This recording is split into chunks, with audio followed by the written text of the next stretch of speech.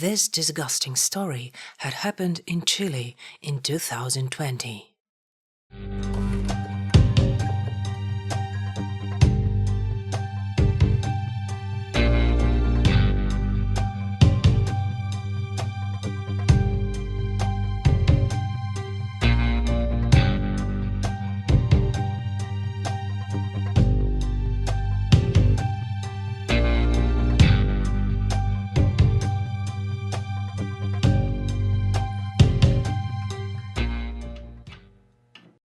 I wonder who could have done this to my daughter. Knowing that she is no longer here does not give me any peace. I don't know who did this, but he is definitely not human. For me, he is a true animal. This is Mirta Arlendis, a mother who lost her daughter.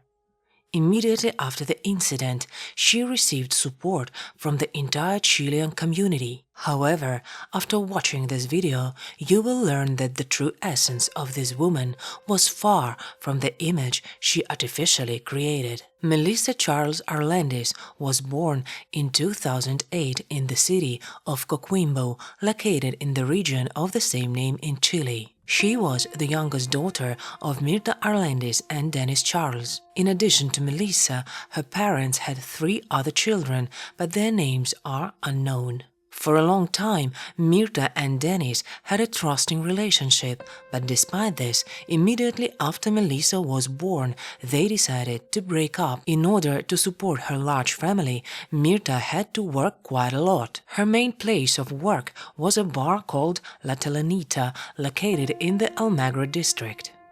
One evening, while Mirta was working, one of the regular customers, Luis Santander Espinosa, approached her. Little was known about him, although it could be said with certainty that he was born in 1981, worked in a mine, and was in a long-term relationship with an identified woman. Mirta was 8 years older than Luis, but neither the age difference nor the man's relationship interfered with their romance. In 2010, Luis left his common-law wife and moved in with Mirta. By that time, Melissa, Mirta's youngest daughter, was barely 2 years old. Even then, it was clear that she was an unusual and rather withdrawn child, especially when she had to communicate with strangers. In fact, she treated Luis in the same way for a long time, perceiving him as a stranger. However, in 2012, Mirta and Luis had their first child together. This circumstance contributed to a change in Melissa's behavior,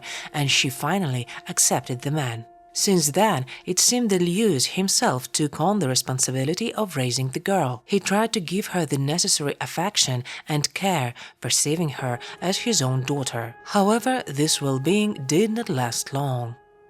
In 2014, Luis was left to look after the girl while Mirta was at work.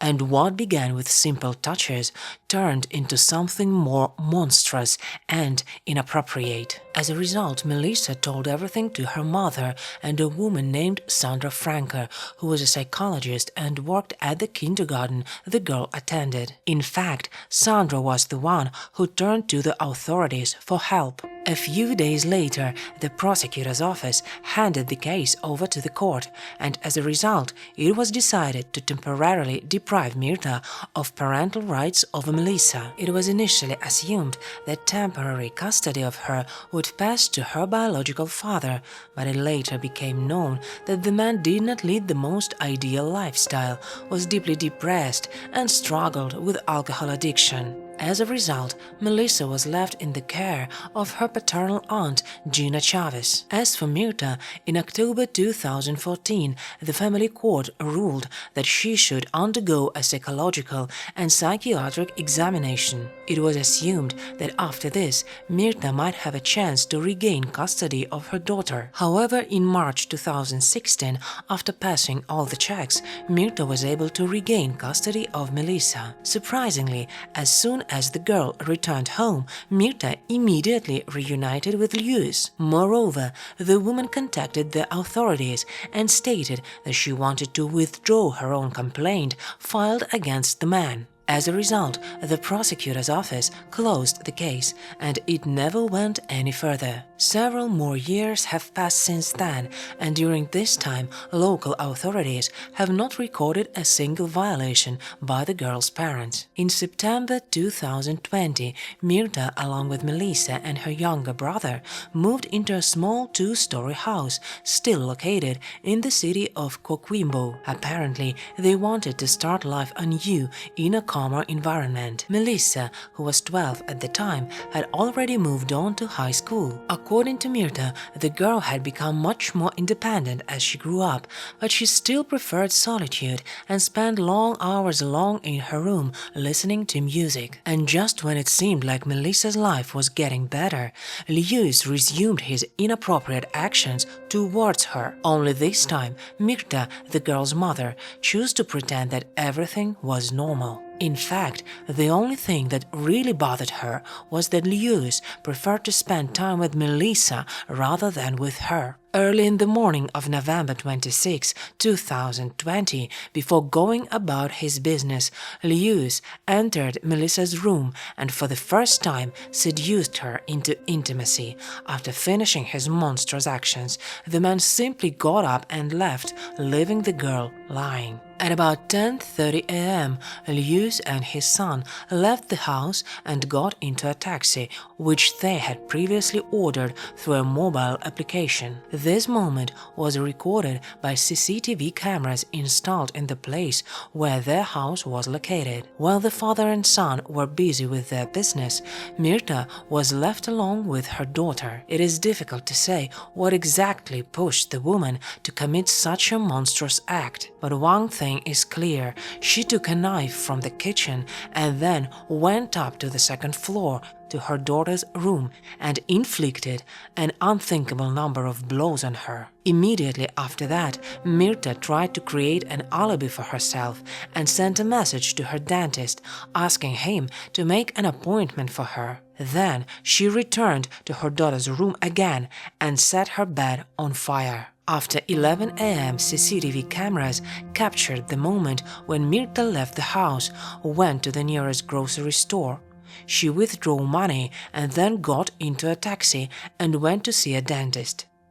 Just 7 minutes after the woman left her house, neighbors noticed smoke and called the fire brigade. Meanwhile, returning back, Lewis and his son witnessed how the firefighters fought the flames, which literally devoured their house. Alarmed and still in disbelief in what was happening, the man called Mirta and she confirmed that Melissa was home alone. After Lewis heard these words, his anxiety became simply uncontrollable, and he even tried to enter the house, but he was not allowed to do so. When the fire was finally contained, it was assumed that the source of the fire was in one of the rooms on the second floor. Later, upon entering, the firefighters confirmed their suspicions and at the same time found Melissa's lifeless body, or rather, what was left of it. As for Mirta, upon returning home, she was already prepared to play a certain role. From the outside, it seemed that she and Lewis were devastated by what had happened to Melissa and their home. In a conversation with the media, they both stated that they had no idea who could have done this, but they promised that they would get to the truth and do everything to make those responsible pay for what they had done. Later that evening, Melissa's remains were taken to the morgue, and the investigation at the scene continued. Having finished examining the house,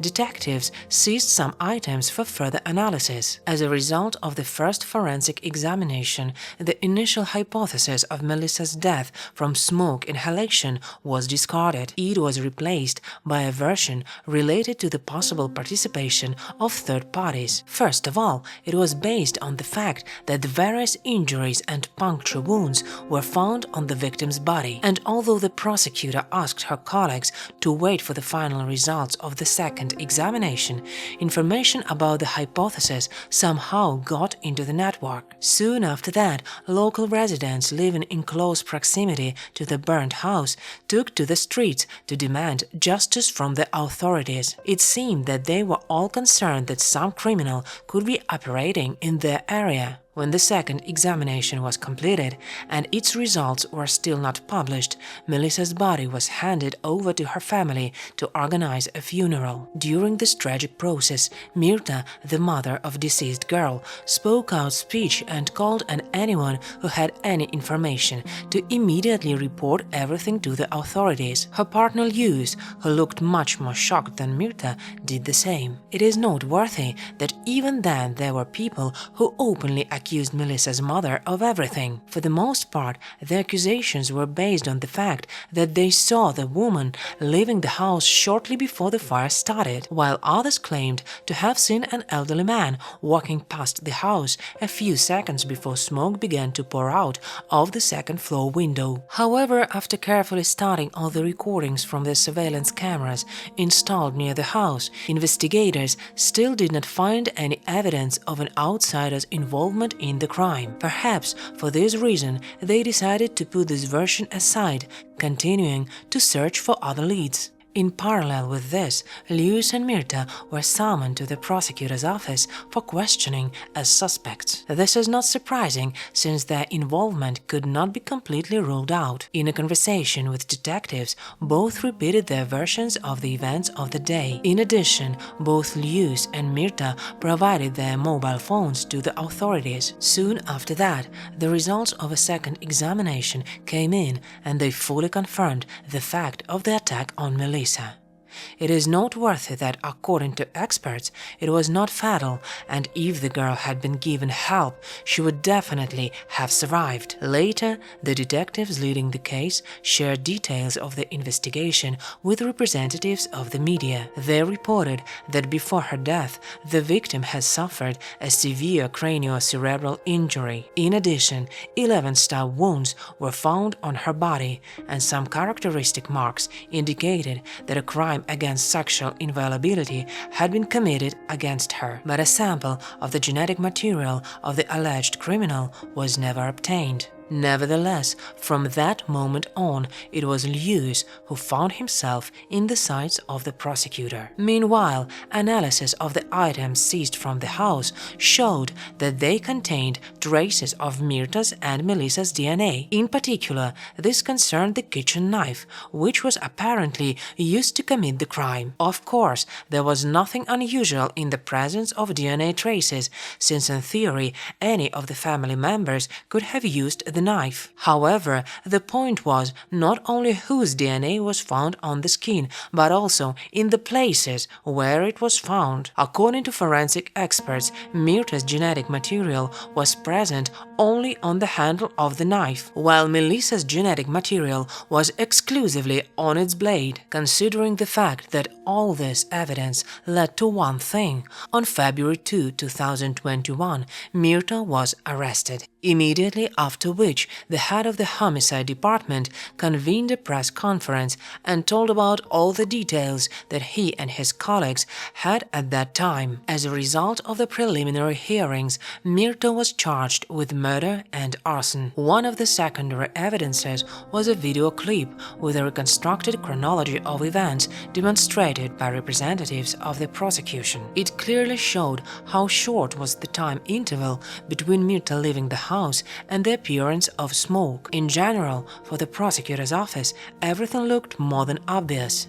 According to the preliminary court decision, the woman was remanded in custody for 180 days. The prosecutor's office still had to clarify the nature of the relationship between Lewis and the minor victim. But to do this, the authorities needed to find the man who apparently realized his precarious situation and went on the run. Just a few days after Mirta's arrest, various operational actions aimed at finding the man yielded their result only on Wednesday, November 17, 2021. Immediately after his arrest, Lewis was taken to the prosecutor's office, and there he was charged with regular cruelty to a minor. According to the results of the preliminary hearings, which took place the next day, the judge ordered to remand the man in custody in a prison located in La Serena. On November 29 of the same year, the prosecutor's office filed an official charge against Mirta. Almost a year later, on September 23, 2022, another hearing was held. Related to the completion of the investigation, on this day all sorts of arguments from the parties were presented, as well as the testimony of a number of witnesses, so special attention was paid to the words of her cellmates. All the interviewed women said that Mirta never once showed remorse or regret about how monstrously she treated her own daughter. The experts who also spoke about Mirta and her psychological portrait characterized her as a person who did not know such a concept as empathy. At the same time, no one had any doubts that she was perfectly aware of the illegality of her actions and from the very beginning tried to divert suspicion from herself. As a result, all these circumstances made her sane, although it seemed that at some point she still lost touch with reality. On January 21, 2023, shortly before the start of the trial, Mirta was urgently taken to the city hospital. The reason for this was the deterioration of her health. The woman's hospitalization became known thanks to the pictures that leaked onto the social network. This caused immediate criticism of the authorities by the woman's lawyers, who demanded that she be provided with protection. Perhaps they believed that one of the residents would demand to get into her ward and harm her. However, just 3 days after a successful operation, Mirta was held without the presence of media representatives. Returning to Lewis, it should be noted that during the last pretrial hearing, his lawyer emphasized that no traces of his genetic material were found on the victim's body. Thus, he tried to refute all the authorities' accusations against his client and partly succeeded. In the end, the judge considered the evidence provided by the prosecutor's office insufficient, after which Lewis was placed under house arrest with a ban on leaving the country. In turn, Mirta's lawyers failed to achieve a similar result, and despite their efforts, the court ruled that the woman must remain in prison until she is given a final verdict. The first stage of the trial in the case of Melissa's death took place in the so-called Guarantee Court of the city of Coquimbo in the second half of April 2023. After a detailed presentation of the entire chronology of events that led to Melissa's death, the prosecution once again stated that all the evidence they had collected clearly pointed to Mirta as the killer. It was assumed that the main reason for such a monstrous act on her part became banal jealousy. In other words, she saw a rival in the person of her own daughter. A little later, namely on May 17, 2023, by a unanimous decision, the Guarantee Court of La Serena found the defendants guilty of all 3 crimes incriminated to them. After that, the prosecution thanked the entire civil society and their colleagues who directly participate in the investigation for their support. They expressed special gratitude to the forensic experts from the forensic laboratory of the city of Santiago, the capital of Chile. On May 27 of the same year, the court sentenced Mirta Arlaiz to 33 years in prison, 18 years for the murder of her daughter and 15 years for arson. Lewis Tender was sentenced to 10 years in prison for regular crimes against the sexual inviolability of Melissa Charles. In addition, both convicts were prohibited from engaging in any activity related to interaction with minors, and although the sentences were not able to bring Melissa back to life, Chilean society found solace in being content with the effectiveness of justice. Our video has come to an end. If you want to see more interesting content, subscribe to our channel and press the bell to not miss the new release.